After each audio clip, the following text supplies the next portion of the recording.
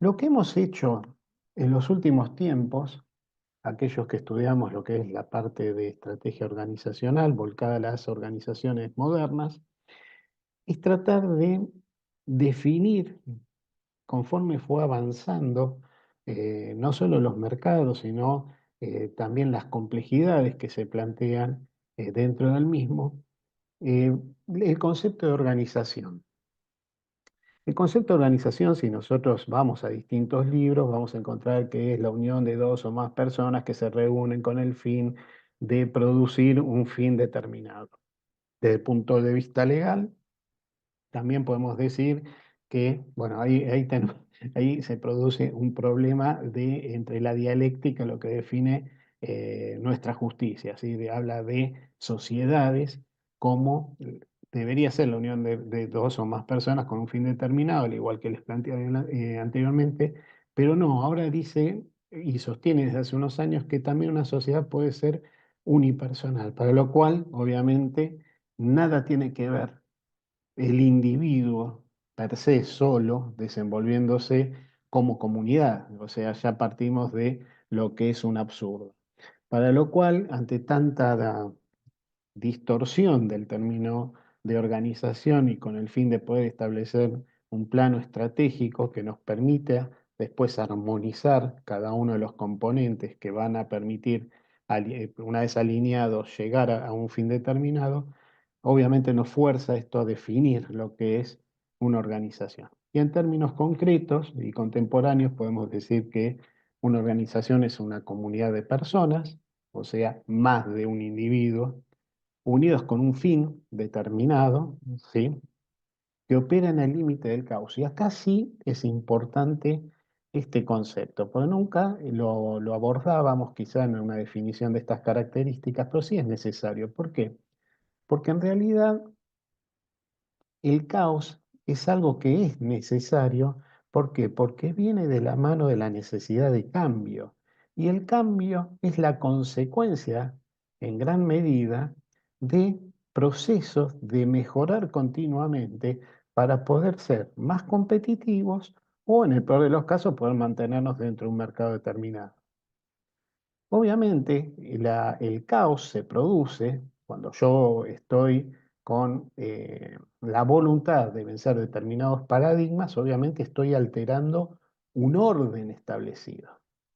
Entonces, ¿cuándo sobreviene el caos? Y bueno, cuando yo ante un orden establecido, me mantengo cómodo dentro de un determinado marco legal. Viene una persona que es disruptiva, vence un paradigma y obviamente a mí me genera un desorden. ¿Por qué? Porque momentáneamente eso que yo tenía controlado a través de leyes, regulaciones y me movía de manera determinada, ese orden dejó de tenerlo. Para lo cual se produce lo que se denomina un desorden. Ese desorden, ¿sí? Que produce ese caos, podemos decir que se va a manifestar en un espacio que es de transición. ¿Por qué? Porque si yo ya conocía el orden y sabía con qué herramientas lo mantenía, yo lo único que tengo que hacer, ¿para qué? Para controlar el desorden que me produjo este cambio de paradigma, es mover la legislación y entrenar, o sea, informar, comunicar y contener a la gente para que vea que ese nuevo estadio también es bueno y obviamente producir el cambio.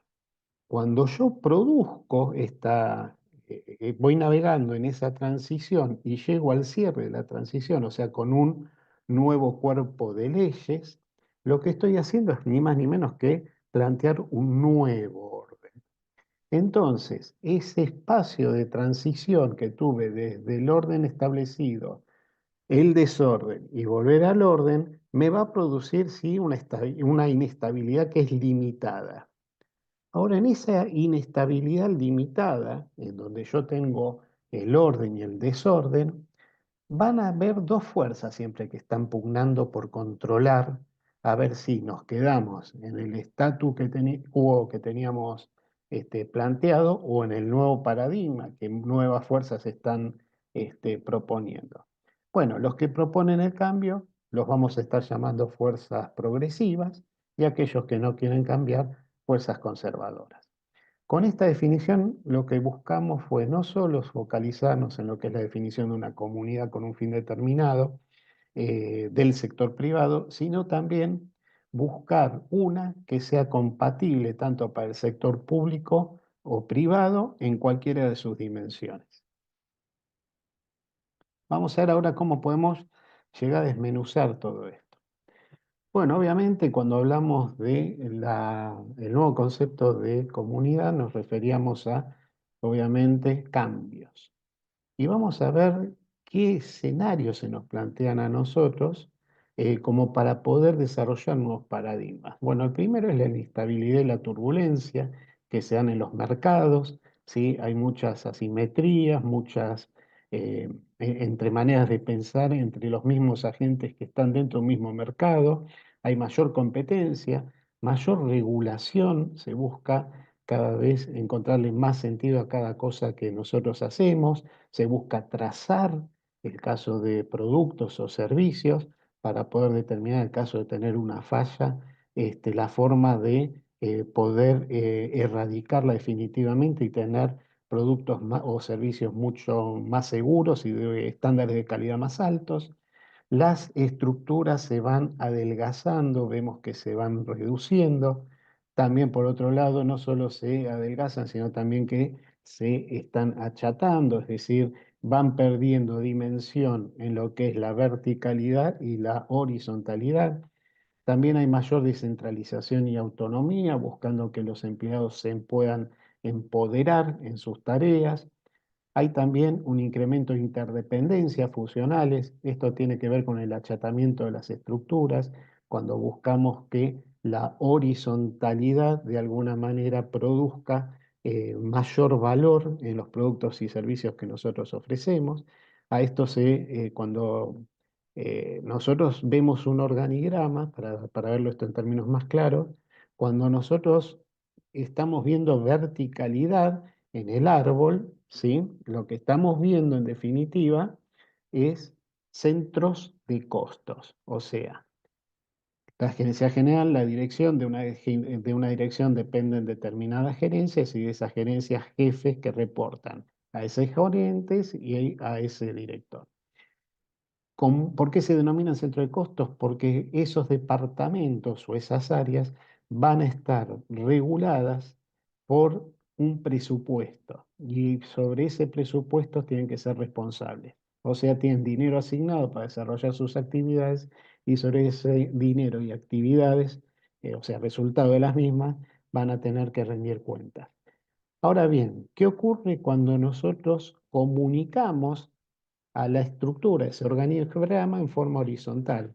Y bueno, el ejemplo más típico tenemos con los procedimientos, por ejemplo. Los procedimientos van recorriendo distintas áreas, distintos ravioles, como se los suele denominar, del organigrama, o sea, cada sector. ¿Para qué? Para ir generando valor a lo largo de toda esa interrelación entre los sectores que nos van a dar como producto un bien o un servicio para brindar a la comunidad.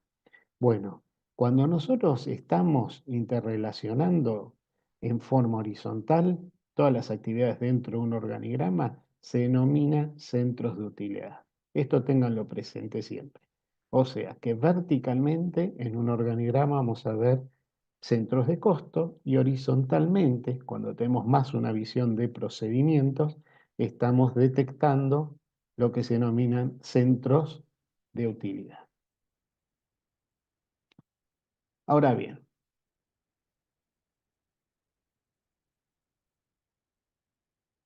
también vamos a encontrar que hay mayor conciencia de las concatenaciones.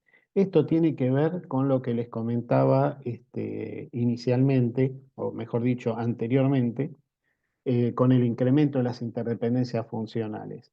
Las concatenaciones lo que buscan es que no existan o tiendan a diluirse los compartimentos estancos que generan precisamente los centros de costo y abrirlos por la necesidad de generar centros de utilidad con un producto de mayor valor o de valor añadido en cada salida que nosotros hacemos al mercado. Después también hay un desarrollo que también viene de la mano del concepto anterior, de la red de información como una fuente de poder. Pero acá estoy hablando de red de información, no de concentración de la información como fuente de poder. ¿Qué quiere decir? Que el poder genuino se da por el conocimiento que tienen los distintos agentes que se encuentran vinculados en un proceso determinado. Ahora bien, llegado a este concepto, también es bueno definir, aunque lo vamos a ver más adelante, qué es un proceso y qué es un procedimiento. Un proceso no es ni más ni menos que el qué. ¿Qué hacemos? Vendemos, ¿qué hacemos? Compramos, ¿qué hacemos? Producimos, ¿qué hacemos? Liquidamos sueldos, ¿qué hacemos? Armamos planes estratégicos. Y los procedimientos es cómo lo hacemos, o sea, cómo se realizan las actividades, en el caso de ventas, para que yo pueda vender. O sea, que el procedimiento es cómo nosotros llegamos a alimentar un proceso a través de distintas actividades. Esto es importante decirlo porque no es lo mismo procesos que procedimientos, aunque más adelante veremos que hemos desarrollado una metodología que nos permite dar la misma longitud entre el concepto de procesos y procedimientos de manera tal que podemos llamarlo de la misma manera. Por otro lado, hay un incremento de las relaciones externas como fuente de poder.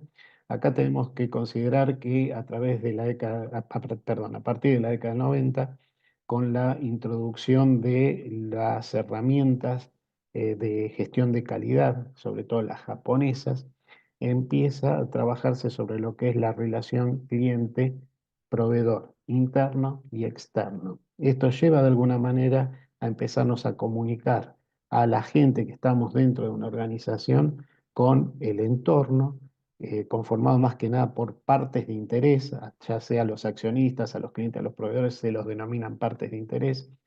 Y en muchos casos vamos a encontrar que en áreas de abastecimiento se desarrollan, por ejemplo, planes estratégicos con proveedores, como así también alianzas estratégicas con clientes. Y también hay nuevos valores y comportamientos sociales que obviamente también hacen de alguna manera al comportamiento y a la alteración de las culturas ya preestablecidas en las organizaciones. ¿Por qué? Porque parte componente de un plan estratégico son los valores, y los valores deberían ser los de aquellos que con su esfuerzo contribuyen a desarrollar actividades para generar un bien o servicio. También hay un paradigma muy importante que se empieza a dar en lo que es la mentalidad, cómo se deben manejar los precios de la economía en la medida que nosotros vamos determinando los componentes del costo que van a tener un producto o servicio. Nosotros estamos pasando, ya desde hace unos años, de lo que era el criterio de elaborar los precios en función de lo que era la economía de producción. ¿Esto qué quiere decir desde el punto de vista de práctico? Nosotros, ¿qué hacíamos?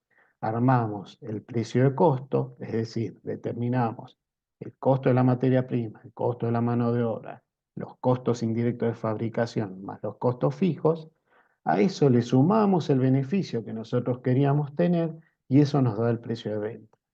Ahora ya no es así. El cliente es un decisor importante que al tener distintas variantes de un mismo producto, o sea, al poder elegir, lo que vamos a tener es un cliente que está dispuesto a pagar un determinado precio o valor por un bien determinado, para lo cual la ecuación ahora pasa a ser al revés. Al precio de venta que está dispuesto a pagar el cliente, yo le tengo que restar el beneficio que tengo, que quiero tener para mi empresa y a partir de ahí trabajar en optimizar mis costos de materias primas, mano de obra, gastos indirectos de fabricación y costos fijos. Esto que parece un cambio menor no lo es tanto. Otro concepto que nos lleva a empujar las palabras de el por qué cambiar, que nos ayudó a definir el concepto de, organización, es que nosotros tenemos dos maneras de encarar nuestra vida, tratando de mejorar continuamente o esperar que un acontecimiento generalmente violento nos haga cambiar. ¿Por qué digo un acontecimiento violento? No es porque nosotros vamos a sufrir, este, digamos, un golpe o un accidente que nos hace cambiar, aunque en parte de la vida sí se producen, pero cuando se trata de organizaciones y comunidades, si nosotros vamos mejorando continuamente en la medida que nosotros vamos detectando errores, problemas, fallas, si nosotros nos detenemos una vez que resolvemos el acontecimiento que se produce y analizamos qué nos pasó, cuál fue la causa raíz que nos generó ese evento no deseado, e implementamos la solución para que esto no nos ocurra más, obviamente estamos mejorando continuamente. Cuando nosotros nos dormimos y estas mejoras no las vamos produciendo, o sea, vamos arrastrando errores y problemas, va a llegar un momento en donde yo voy a tener que enfrentar un cambio. Ese cambio generalmente en administración se denomina reingeniería y es un cambio sí violento, porque nos invita a pegar un salto importante, pues tengo que producir una mejora entre mi situación que venía trayendo y la que yo voy a desear o quiero alcanzar, em, que me va a producir, digamos, un cambio drástico en la forma en que yo venía haciendo las cosas. Esto obviamente va a golpear fuertemente a la comunidad desde el punto de vista psicológico también, porque pues, ya vamos a ver más adelante que la gente no es permeable y rápida en asumir los cambios, sino que tienen un tiempo de maduración hasta que lo aceptan, para lo cual, obviamente, si yo no lo voy haciendo de esta manera escalonada, la mejor, y después tengo que de golpe producir el cambio, obviamente tiene un impacto desagradable dentro de la organización. Para verlo en forma más práctica, la mejora continua representaría, si yo tuviese que escalar una montaña, la mejora continua vendría dada por ir subiendo la montaña a través de una escalera, peldaño por peldaño, y la reingeniería sería como si yo, en lugar de haber utilizado la escalera peldaño por peldaño para ir subiendo y sin ningún esfuerzo, tuviese que escalarla directamente por la zona, digamos, donde tengo el abismo, para lo cual esto sería obviamente más complejo de realizar. Básicamente esa es la diferencia. Siempre la mejora continua es el planteo sucesivo, que esto también vale la pena decirlo, de paradigmas existentes versus paradigmas deseados. Lo que hablamos anteriormente, en definitiva, es la situación de orden preexistente versus el nuevo orden que amerita un paradigma que propone un cambio en donde es evidente que si ese cambio es positivo nos va a beneficiar a todos. Y esto es lo que me refería con respecto a cuando nosotros no hacemos los cambios de manera escalonada, en forma consensuada, siguiendo determinada filosofía de trabajo. Lo que produce cuando yo quiero de alguna manera introducir un cambio es primero en las personas una parálisis impresionante, porque yo estoy acostumbrado a hacer las cosas de una manera, estoy en lo que se denomina un área de confort, porque las cosas las manejo, sé el tiempo que me llevan, etcétera, etcétera. Cuando yo vengo con un mensaje de cambio, obviamente yo ya le estoy corriendo el sillón a esa persona que estaba en ese ambiente de confort. Obviamente, cuando ya pasan de este estado, se les presenta un nuevo estado, ¿sí? Interno, o sea, en sus emociones, en sus sentimientos, que es de negación e incredulidad. Acá lo que ocurre básicamente es que la gente está negando lo que se está diciendo como cambio, lo ven como algo que no va a funcionar, no tienen valor y en algunos casos llegan a generar algunas alianzas con otros empleados también rebeldes al cambio, o sea, conservadores, para tratar de manifestarse en contra del proceso.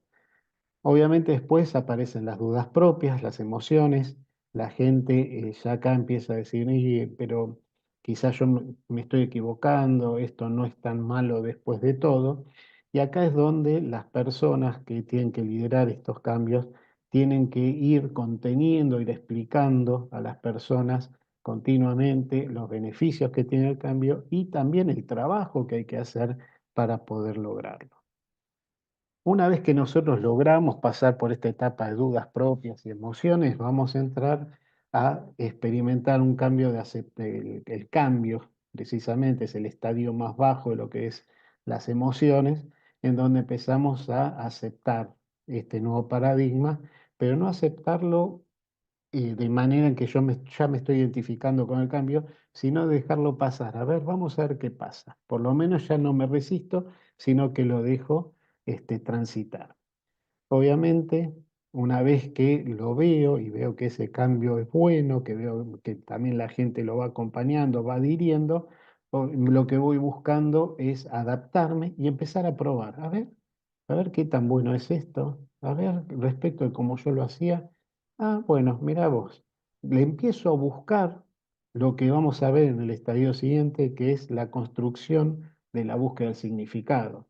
Cuando yo comparo que lo que estoy haciendo me trae más beneficios que lo que hacía, ahí lo que voy a hacer es construir internamente el significado de por qué yo debo cambiar. En definitiva, lo que estoy haciendo me estoy convenciendo de que el cambio es bueno. De esa manera pasaríamos por el último proceso, que es el de adhesión al cambio. Ahí estaríamos ya en una etapa que es netamente positiva. Tengamos en cuenta que ustedes están viendo etapas negativas y positivas expresadas en un gráfico con una manito, con un octágono en rojo, que lo que les está indicando es un proceso de distrés, que es un estrés negativo, ¿sí? Para las personas. Mientras que en la etapa que ven con un tilde verde, se empieza a generar un eutrés, que es un estrés positivo. Van a ver que también cuando nosotros producimos mejoras continuas, estos procesos son cada vez mucho más cortos y tienden a diluirse. Mientras que si nosotros no hacemos esto y entramos en una reingeniería, estos procesos son mucho más elongados, mucho más largos, para lo cual el cambio se hace mucho más lento. También es importante, ya que estamos, tener en cuenta que nosotros muchas veces, con los occidentales, en vez de plantear procesos de mejora continua, que muchas veces son más económicos, tengan en cuenta que los japoneses sostienen que cuando hay suma de voluntades con el fin de mejorar algo, los recursos no son tan necesarios. ¿Qué quiere decir esto? Que obviamente hace una diferencia entre la persona y el recurso, ¿no? Y en segundo lugar, lo que dice es que sale muchas veces más barato mejorar continuamente que someternos a procesos de innovación. En Occidente, generalmente nosotros cuando tenemos un problema en un área de producción, analizamos primero ver si es conveniente introducir nuevas tecnologías, en lugar de poner a trabajar a la gente en un espacio adecuado para que generen ideas o nuevos conceptos que quizás con la misma tecnología podemos resolverlos y mejorar nuestro servicio a la comunidad. Cuando nosotros vamos por el camino de la innovación, generalmente nos va a llevar a nombrar líderes de proyectos que generalmente están conformados por equipos reducidos. Cuando esto ocurre, también se produce un malestar en la comunidad que nos da como consecuencia un efecto de distrés comunitario porque pues tiene incertidumbre respecto de lo que ese equipo está haciendo. ¿Sí? No saben qué papel o qué rol van a jugar, qué va a pasar con ellos, si van a ser suplantados por esa tecnología. Entonces, siempre ir por programas que sean de mejora continua, a la corta, no a la larga, va a traer mejoras en lo que es la conducta de la gente hacia hacia la comunidad. Y vamos a ver qué pasa con las fuerzas que decíamos nosotros, las progresivas y los conservadores. Las fuerzas progresivas siempre se mueven por el lado, digamos, de arriba de la filmina que estamos viendo y los conservadores por debajo. ¿Cuáles son los motivadores que tienen los progresistas, los progresivos, perdón?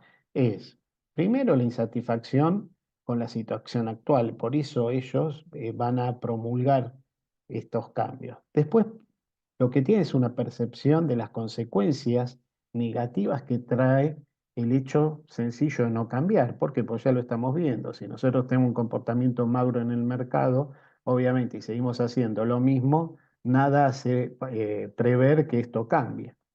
Después empiezan a percibir las ventajas y los valores que vienen asociados con esa posibilidad de cambio que se le abre.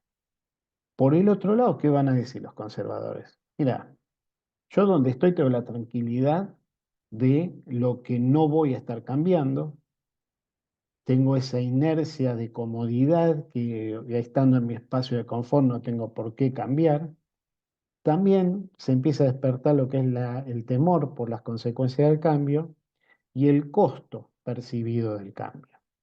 También en parte lo que vamos a notar acá es falta de participación en los procesos de diseño del cambio. Tienden a ausentarse o a ser renuentes a acudir a estas reuniones de mejora continua.